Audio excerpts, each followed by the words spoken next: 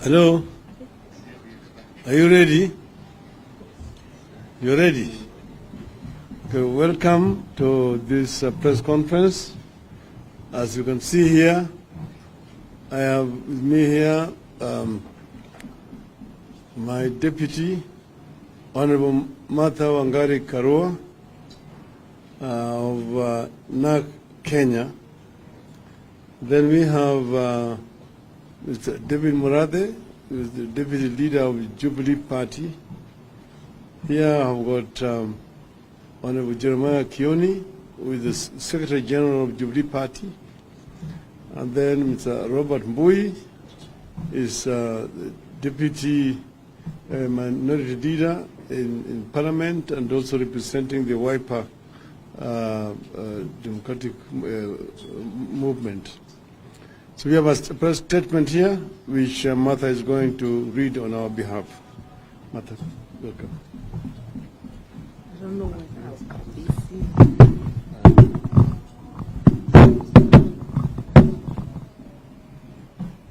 we have a few pronouncements to make regarding our planned 7th of December meeting at the Kumekucha grounds and other matters of national interest.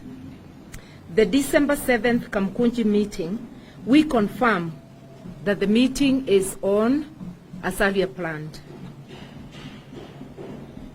Secondly, we wish to affirm that the Kumekucha event is a public consultative forum. The right to public protest, the right to demonstrate are enshrined in the Constitution. But the Kumekucha meeting is a consultative meeting, and we want to make it very clear that the rights granted by our Constitution cannot be derogated by anyone, not the courts and not any other authority, and must be respected. The meeting will be a coming together of Kenyans to share views on the state of affairs in the country. The meeting is in line with Article 37 of the Constitution on the right to assemble, right to demonstrate, picket, and to petition. Under this article, every person has the right to peaceably and unarmed to assemble, to demonstrate, to picket, and present petitions to public authorities. This is what we will be doing on the 7th. We will be assembling as granted by the Constitution, peacefully, in an orderly manner, and we have appealed to those attending our meeting to be orderly and peaceful. We are dismayed that those in authority are trying to paint a horror movie. Some of them have even hoped that there will be no deaths. A clear indication that they are the ones planning mayhem. We have just come from campaigns that were so peaceful. There were no serious, ugly incidents throughout the country. Where on earth would they get the idea that a public meeting will be unruly? We want to warn anybody bent on trying to disorganize and create mayhem at our meeting to be warned. And for those in charge of the security agencies to do their duty to ensure that they keep peace at our meeting as provided by the Constitution and the law. Our public consultations will be about the 4 IEBC commissioners who have been subjected to gross injustices and forced to resign. The consultations are also about other pressing national issues. On the IEBC, we note it is being cannibalized, the consequences of which shall be grim. We are gathering to discuss this state of affairs and to remind those in authority that all legislation relating to elections in this country is normally negotiated. The law they are trying to amend was negotiated in 2017. Similarly, all laws relating to elections and to IEBC must be negotiated, and we shall not tolerate skewed legislation, partisan legislation, trying to introduce a William Ruto Electoral Commission, not even a Kenya Kwanza, a William Ruto Electoral Commission. The Electoral Commission must be for all Kenyans, not to serve an individual or a faction. An area of grim concern to us, which we intend to deliberate on, is the cannibalization and politicization of the public service, the skewed appointments which we have noticed, and we regard the public service as the foundation of our nation. Nations begin to fail when the civil service fails. We are concerned that the fairly functional public service of Kenya, and which our nation has struggled to build over the years, is being turned upside down by the UDA regime. Civil servants who have painstakingly built careers in public service have been overlooked and bypassed by the Ruto regime, and now being made to answer to failed politicians, crooked businessmen, and mercenary activists who have no experience whatsoever in the functioning of civil service and of government. That is what has happened with the appointments, partly of cabinet and of principal secretaries. As if the appointments of failed politicians, crooked businessmen, and mercenary activists to run ministries is not bad enough, the appointments have been extremely skewed against other regions. We are seeing a massive return of nepotism, tribalism, and favoritism in the public service. These have long demoralized so many officers who have then become mere hostages to a system they believe does not appreciate them. The regime change in 2002 and subsequent regimes strived to professionalize the public service and by and large allowed career civil servants to be in charge. Now, Ruto has turned that upside down. The result is going to be a host of frustrated officers who stay on just to secure pension and who turn to other ways to supplement income.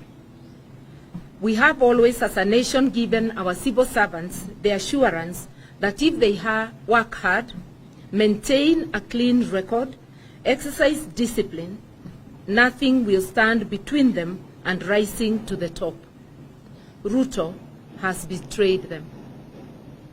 When a failed politician or mercenary or party activist is suddenly imposed on senior civil servants, like directors and senior assistant secretaries who were looking forward to advancing their careers in public service, we cannot expect such officers to continue being committed to their jobs and to give our nation their all. We want our public service to attract and retain men and women of quality. Public service must have the pace of Kenya. It can't be 2 or 10 communities. It must reflect the pace of Kenya, which is 47 communities. What we have today is unprofessional, skewed, and unacceptable. We want to start a robust conversation on the introduction of genetically modified foods and seeds in our country. We have a responsibility to educate our people about the ill effects of GMO and the corrupt motivations of those trying to introduce them here. Introduction of GMO will turn our farmers into slaves who will not be able to plant without buying from a select number of companies. On the 12th of December, at Jacaranda Gardens, we will have our own celebrations of our independence and our republic. This is the Republic of Kenya, not the republic of an individual or a regime. Our celebrations will therefore be at the Jacaranda Gardens. Ruto and his deputy have a very narrow view of the Republic of Kenya. They do not know where Kenya has come from. They do not know where they want to take it. Ours will be a celebration of patriots. Those who don't like to hear that word, itakuwa ni mkutano wa wazalendo wa Kenya. It will be Jamhuri ya Wazalendo, men and women who have made sacrifices for this country and who know where the country is supposed to go. We are concerned about the very brazen attack on Chapter 6 of our Constitution. Brazen because the accused are being appointed to critical public offices that have immense bearing on whether we grow or stagnate as a country. We are seeing a pattern where people facing serious criminal cases like money laundering, fraud, giving kickbacks, such people are being appointed to critical positions, including leadership of the very institutions that have taken them to court. Ruto is slowly imposing a mafia state on Kenya. This reign by gangsters is scary and unnerving. It has never been seen in Kenya, even during our past bad days. It has been said jokingly in the past, whereas other countries have a mafia, in Kenya, mafia have a country. This is now officially true. It is clear that despite the outrage of the people of Kenya over the criminal backgrounds of most of the people being appointed to critical public service positions and to government, between the appointees and the president, they are as thick as thieves. Thank you.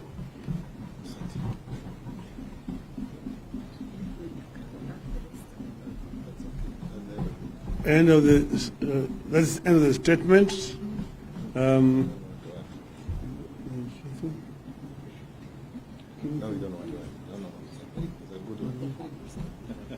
Does David say something here? Haya. Sasa habari yenu? Now, the most important thing we are trying to pass a message is that Kenyans should not sit back and watch as the country goes down to the dogs. These so-called new kids on the block have been in government. There's nothing new. In fact, they're just reinstating those old bad days, and we are cautioning Kenyans and alerting them that the era of dictatorship is back with us, and that Kenyans should not sit back and allow these people that comfort of thinking that they can subdue all of us.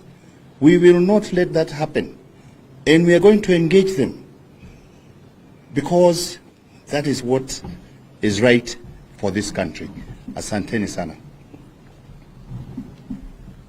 I just want to add here, there's been an allegation in the media that Azimio Mizambaratika.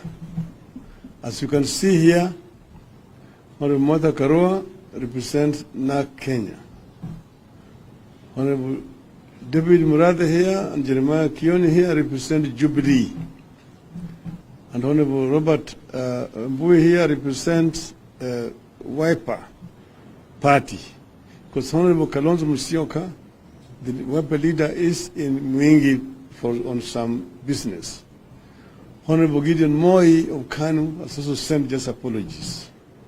So you need to know that Azimio is very much united here.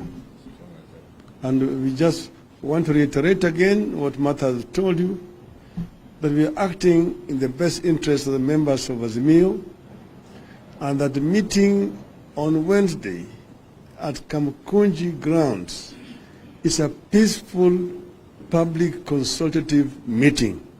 It is not a demonstration or picketing.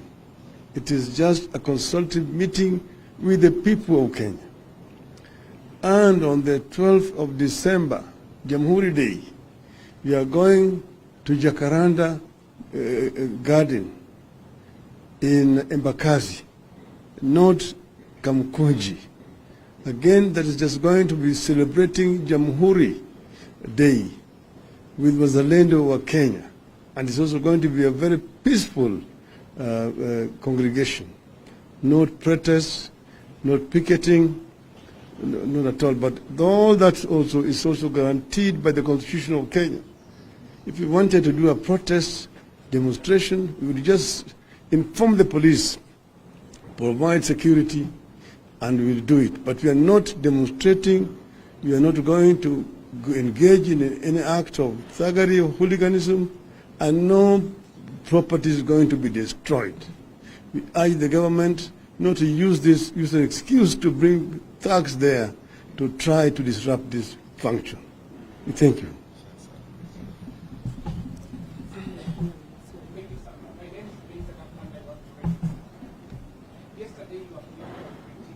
Yeah. Say that you are trying to mobilize Kenyans to find pressure on the government so that they can have a handshake and have some shake the government. Thank you. You surely do not expect our leader to be responding to everybody who says something unfounded. You better go back to that source to give you facts to show that what he is saying is true.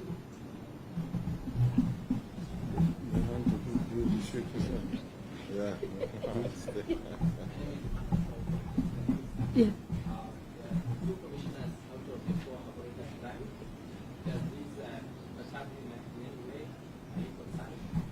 We have already said they are being coerced.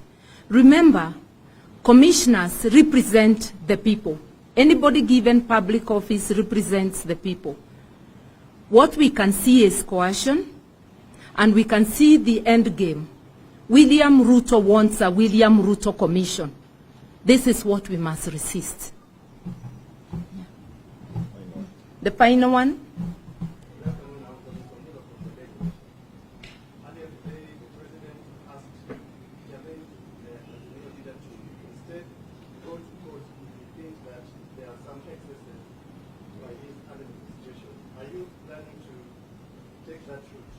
Since when did competition become the senior advisor or a cheerleader?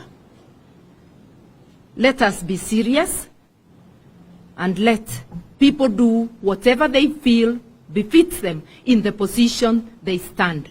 We reject unsolicited advice.